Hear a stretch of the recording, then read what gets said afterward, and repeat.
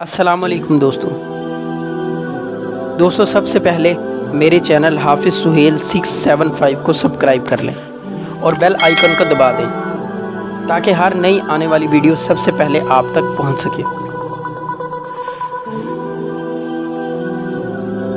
बांग्लादेश की वज़ीर आज़म शेख हसीना वाजिद ने गुज़िश्ता एक माह से जारी पुरतशद्दुद एहतजाज के बाद पीर को अपने ओहदे से इस्तीफ़ा दे दिया और वो मुल्क छोड़कर इंडिया चली गई। जुलाई में सरकारी नौकरियों में कोटा सिस्टम के ख़िलाफ़ शुरू होने वाली तलबा की तहरीक में अब तक मजमूई तौर पर 300 से ज़्यादा अफराद हलाक हो चुके हैं और मुल्क भर में कर्फ्यू नाफिज कर दिया गया है। शेख हसीना के इस्तीफ़े के बाद मुल्क की फ़ौज के सरबराह ने कौम से खिताब में कहा कि मुल्क में अबूरी हुकूमत कायम की जाएगी, जिसके लिए बातचीत जारी है। इन्होंने कहा कि हमारे साथ तामुन करें, हम साथ मिलकर एक बेहतर मुस्तकबिल का संगे बुनियाद रखेंगे। ख्याल रहे कि गुज़िश्ता रोज़ शेख हसीना वाजिद ने कानून नाफिज करने वाले इदारों के साथ इजलास के बाद बयान दिया था कि मुजाहिरीन तलबा नहीं बल्कि दहशतगर्द हैं जो मुल्क को गैर मुस्तहकम करने की कोशिश कर रहे हैं। इतवार को मकामी वक्त के मुताबिक शाम 6 बजे से कर्फ्यूज़ का ऐलान किया गया। मकामी मीडिया रिपोर्ट के मुताबिक कर्फ्यू गैर मुअय्यना मुद्दत तक जारी रहेगा। इससे कबल सनेचर के रोज़ तलबा तहरीक के रहनुमाओं में शामिल नाहिद इस्लाम ने ढाका में हज़ारों के इज्तिमा में खिताब के दौरान कहा, शेख हसीना को सिर्फ इस्तीफ़ा ही नहीं बल्कि इन पर कत्ल गारत, लूट मार और बदउनवानियों का मुकदमा भी दर्ज होना चाहिए। दारुल हुकूमत ढाका में मोबाइल फ़ोन पर इंटरनेट की सहूलत मुअत्तल कर दी गई थी, जो दोबारा बहाल कर दी गई है।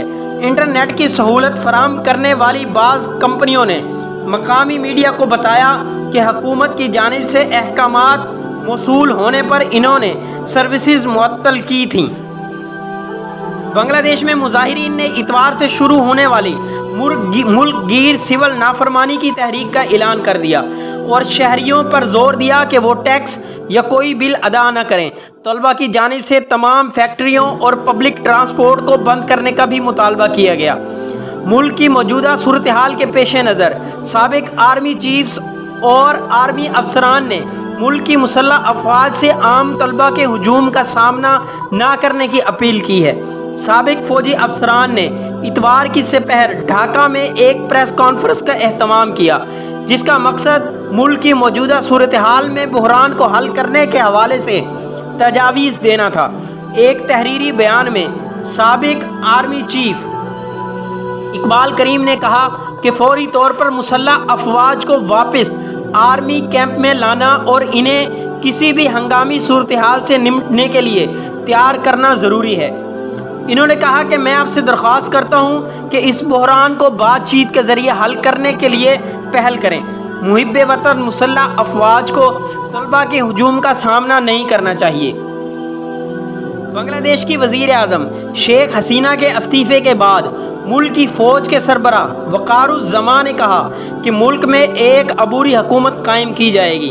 पीर को एक खिताब के दौरान बांग्लादेशी फ़ौज के सरबराह वक़ारुज़्ज़मान का कहना था कि वज़ीर आज़म ने इस्तीफ़ा दे दिया है, हम एक अबूरी हुकूमत बनाएंगे, सब्र का मुज़ाहरा करें, जिसको तलबा के लीडर ने यकसर मुस्तरद कर दिया। इन्होंने एहतजाजी मुज़ाहरों को मुखातिब करते हुए कहा कि हमारे साथ तामुन करें, हम साथ मिलकर एक बेहतर मुस्तकबिल की बुनियाद रखते हैं।